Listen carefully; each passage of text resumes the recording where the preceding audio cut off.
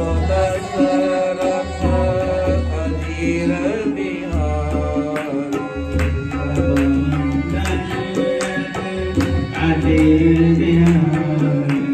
सिया राम माया सब जग जामी सिया राम मैं सब जग जानी करहु प्रणाम जोर जुग पाई जोर जुग जानी राम जय राम जय जय राम राम जय राम जय जय राम जय जय जय हनुमान गोसाई जय जय हनुमान गोसाई कृपा करो गुरुदेव की नाई कृपा करो देव की नाई राम रसायन तुम्हारे पासा राम रसायन तुम्हारे पासा सदा रहो रघुपति के दासा सदा रहो रघुपति के दासा राम जय राम जय जय राम राम जय राम जय जय राम स्वामी जी श्री रामचरण जी महाराज की जय स्वामी जी श्री कानरदास जी महाराज की जय स्वामी जी श्री गोविंद राम जी महाराज की जय वाणी जी महाराज की जय भक्तमाल महापुराणी की जय नमः पार्वती पते हर हर हर महादेव राम जी राम राम महाराज परम आनंद कंद सच्चिदानंद ज्योति स्वरूप पूर्ण ब्रह्म परम पिता परमात्मा के पुनित पावन पादारविंदों में कोटि से प्रणाम निवेदन करते हैं। ब्रह्मनिष्ठ तपोनिष्ठ वीतराग अनंत आनंद मंत्र स्वामी जी श्री रामचंद्र जी महाराज के चरणारविंदों में बारंबार प्रणाम। राम नाम के रसिक तपह पूत संत महापुरुषों के चरणारविंदों में बारंबार प्रणाम करते हुए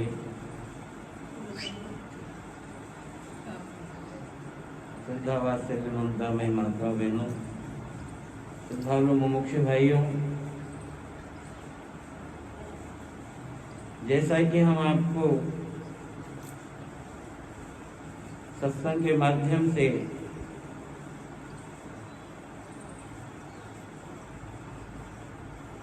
मन का ज्ञान रूपी अमृत श्रवण करवा रहे हैं।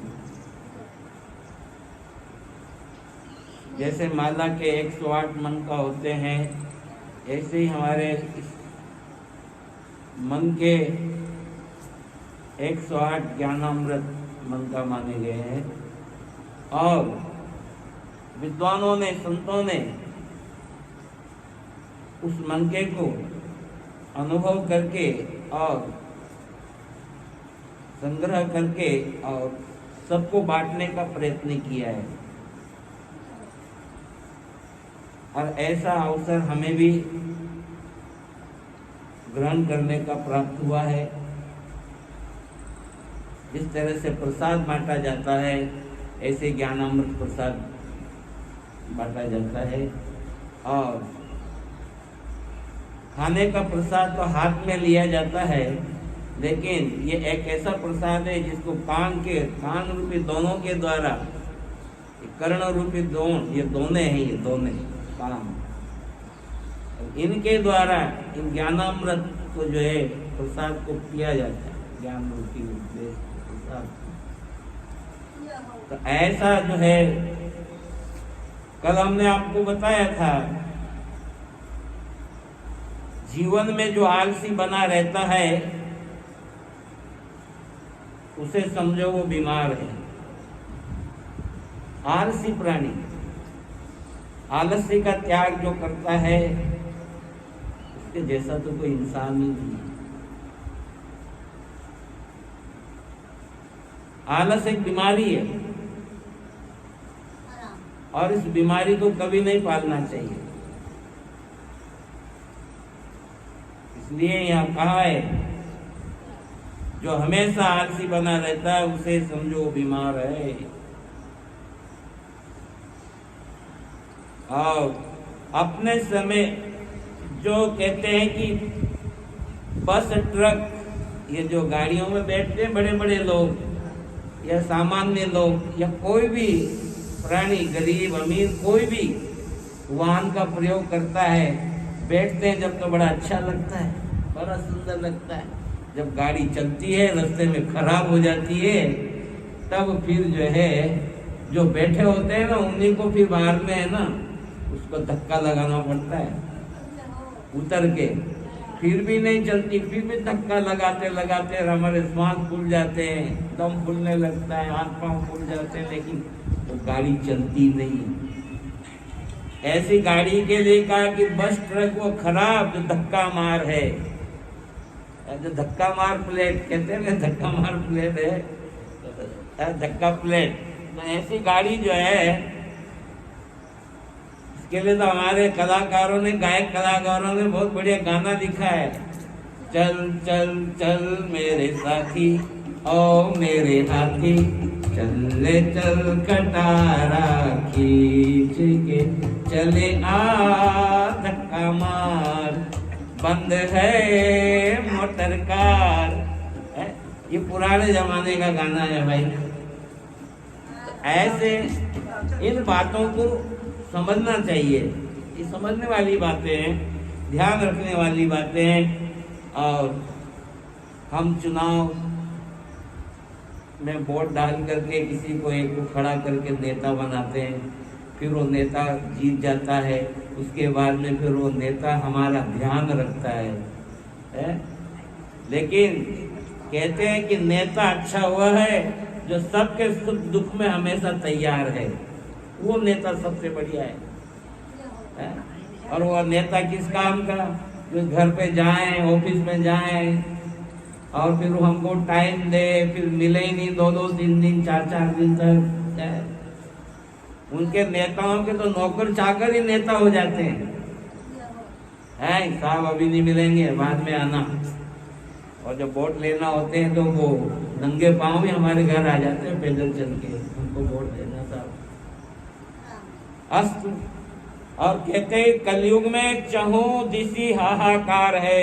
ये कलयुग में जहां भी देखोगे सब जगह हाहाकार मचा हुआ है, क्योंकि कलयुग है। भगवान की शरणागति ही जो है मानव का उद्धार है। भगवान की शरणागति से ही मानव का उद्धार हो सकता है। इसलिए ये सूत्र तो हमेशा ध्यान रखना, शरणागतो हम, परमात्मा की, ईश्वर की जो है शरण में रहिए, एक न एक दिन जो है जीव का जरूर उद्धार होगा। तो भगवान की शरणागति से ही मानव का उद्धार है। और समय इधर उधर घुमाना बेकार है।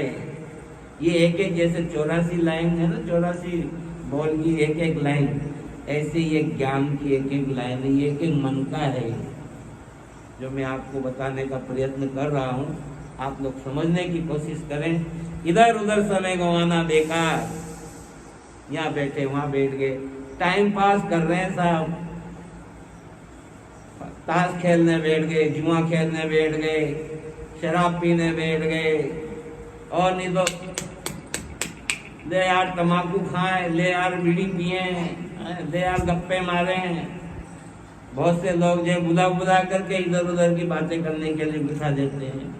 समय क्यों बर्बाद करते हो? समय की कीमत जानो। अमूल्य समय मिला है, परमात्मा ने हमको दिया है, उस समय को जो है सदुपयोग में लो। और जग में वही सुखी है जिसका भगवान से जुड़ा तार है। वही प्राणी सुखी है जो परमात्मा से जुड़ करके रहता है। और संसार से जुड़ा हुआ कभी सुखी नहीं देखा है। बोलो राम। और कर्म का बोझ न उतारना एक जो है ये महामार है। कर्म का बोझ देखो, ये कर्म भूमि है, मनुष्य यहाँ कर्म करता है। इस कर्म भूमि में हर कर्म का बोझ हमारे ऊपर लदा हुआ है और उस कर्मों को बोझ को उतारना बहुत जरूरी है। और हमारे संतों ने तो कहा है कि कर्म लागू जब होते हैं जब मनुष्य जो है भगवान का भजन नहीं करता है, ईश्वर का चिंतन नहीं करता है। और अगर ईश्वर का चिंतन करता भी रहे कर्म के साथ, तो वो कर्म का बोझ, कर्म का भार, कर्म का भजन उसको लगता नहीं है। क्या कर्म लागे नहीं राम भजन की लाग। ईश्वर का नाम का संपुट अपने कर्मों के साथ में संपुट बना के रखो, बैलेंस बना करके रखो, संतुलन बना करके रखो। अगर कोई कर्म कर भी रहे हैं तो कर्म के साथ में राम के नाम का, ईश्वर के नाम का संपुट बना के रखोगे तो कर्म जो है हमको हमारे ऊपर लागू नहीं होंगे, वो समाप्त होते चले जाएंगे। अगर घर का कचरा रोज निकालते रहेंगे झाड़ू के माध्यम से तो कचरा बढ़ेगा ही नहीं। और अगर कचरा नहीं निकालोगे तो दरिद्र नारायण निवास करते रहेंगे, बढ़ता रहेगा। और जो हंसते सबको हंसाते संसार में से जी ले, वैसे तो सबसे बड़ा मिलनसार है। हंसो हंसाओ, आप खुद भी प्रसन्न रहो, दूसरे को भी प्रसन्न रखो इस संसार में, वही सबसे मिलनसार व्यक्ति है। इसलिए ये सारी बातें हमारे को ध्यान में रखनी है। और कहा है कि जिसने अपने माता पिता की सेवा नहीं की वो सबसे बड़ा कर्जदार है। इससे बड़ा और कोई कर्जदार नहीं है। जो किसी से कर्ज लिया वो तो चुक जाएगा, पर माता पिता का कर्ज चुक न पाएगा है? और कर्जा तो आप ले लोगे, दे भी दोगे, लेकिन मातृ ऋण, पितृ ऋण का जो कर्जा है, इनसे कभी मनुष्य उड़े नहीं हो सकता।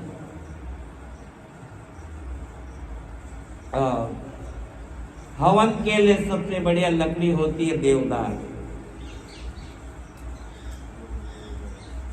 देवदार की लकड़ी होती है, जैसे पीपल की हुई और खेजड़े की हुई, आम की हुई, ये जिनमें देव वृक्ष जिनको कहते हैं देवदार। और कहते हैं कि सादा जीवन उच्च विचार, यही जीवन का मुख्य आधार है। सादा जीवन हो, ज्यादा हाय फाय नाच नखरे में क्या रखा है? पैसा बर्बाद, समय बर्बाद, और बीमारी का आह्वान होता है। ज्यादा नखरे से बीमारियां बढ़ती है। सादा जीवन उच्च विचार, यही जीवन का मुख्य आधार। अच्छे विचार रखो, श्रेष्ठ विचार रखो। चाहे मनुष्य नीचे कुल में जन्म लिया हो उसने, लेकिन विचार उसके उच्च कुल के होना चाहिए, उच्च विचार होना चाहिए, श्रेष्ठ विचार होना चाहिए। उच्च कुल में तो जन्म हो गया और नीचे उसके विचार, नीच उसके विचार है, तो क्या फायदा है? और मन की कुछ बातें मान लो, यही विनती बारंबार है। मन की जो है कुछ बातें मान लो, यही विनती बारंबार है। ऐसा संतों ने, विद्वानों ने कहा है। तो हमने आपको जो है इन 108 मनके की बात बताई है। कल हम आपको जो है और भी बहुत श्रेष्ठ बातें जो है जीवन में याद रखने वाली, उतारने वाली और उस पर चलने वाली जो बातें हैं, वो हम आपको कल के सत्संग में श्रवण करवाएंगे। बोलो सच्चिदानंद भगवान की जय।